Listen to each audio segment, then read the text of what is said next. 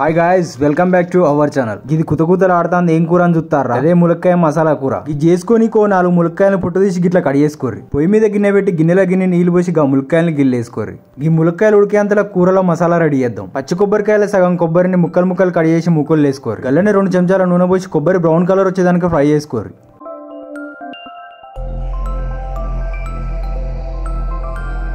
కొబ్బరి ముక్కలకి ఇట్లా కలర్ చేంజ్ గానే ముక్కల నుంచి తీసి పక్కన పెట్టుకోర్రి. గల్లనే ఒక పెద్ద సైజు ఉల్లిగడ్డను ముక్కలు కడిగేసేసుకోర్రి. ఉల్లిగడ్డలు వేసిన 2 నిమిషాలకు ఒక అల్లం ముక్క 4-5 ఎల్లిపాయలు వేసుకోరు. ఈ జరసేపు ఫ్రై కాగానే 2 చెంచాల ధనియాలు వేసుకోరు. ఈ అన్నిటిని ఒక 3 నిమిషాలు గిట్లనే ఫ్రై చేసుకోర్రి.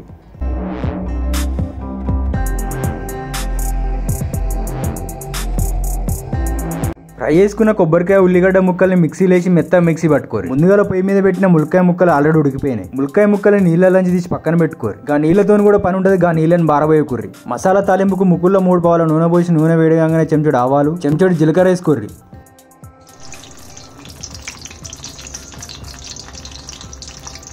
జీలకర్ర ఫ్రై కాగానే మిక్సీ పట్టి పెట్టుకున్న మసాలాను మొత్తం గిల్లేసుకోరు. ఈ మసాలా చిక్కగా అయ్యేదానికి 5 నిమిషాలు గిట్లనే ఫ్రై చేయరు. మసాలా గిట్ల కాగానే ఒక చెంచాడు పసుపు వేసుకొని కలబెట్టుకోరు. పసుపు వేసిన 2 నిమిషాలకు 2 చెంచాలు ఉప్పు, చెంచాడున్నర కారం, గట్లనే ఒక సగం చెంచాడు ధనియా పొడి కూడా వేసుకోరు. ఈ అన్ని మసాలాలు కలిసేటట్టు ఒకసారి బాగా కలబెట్టుకోరు. ఉప్పు కారం వేసినాక మసాలాల నుంచి నూనె గిట్ల పక్కల కొత్త అంటది. అప్పుడు ఉడకబెట్టిన ములక్కాయ ముక్కల్ని మొత్తం గిల్లేసి కలబెట్టుకోర్రి. వీటిని గిట్ల ఒక 5 నిమిషాలు ఉడకబెట్టి మూత పెట్టుర్రి. 2 నిమిషాల తర్వాత మూత తీసి చూడంగానే మసాలా అంతా దగ్గర పడే నూనె అంతా పైకి తేలుతా ఉంటది. అప్పుడు ములక్కాయలు ఉడకబెట్టిన నీళ్ళని ఒక 100 ml మిక్సీ జార్లో పోసి కడిగి గిల్ల పోసుకోర్రి. ఇక ఇది చిక్కటి గ్రేవీ అయ్యేదానికి గిట్లనే ఉడకబెట్టుర్రి.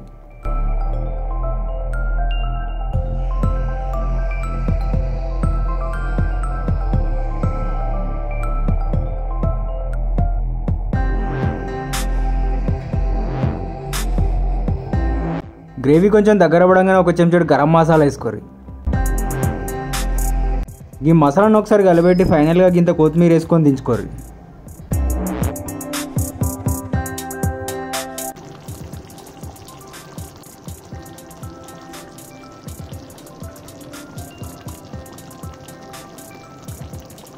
ములక్కాయని ఎప్పుడు చార్లు, పప్పులు, సాంబార్లు కాకుండా గిట్ల ఒకసారి ట్రై చేయండి. దీని మసాలా మాత్రం మస్తు టేస్ట్ ఉంటుంది. ఇది రైసులైనా చపాతీలైనా బాగానే ఉంటుంది.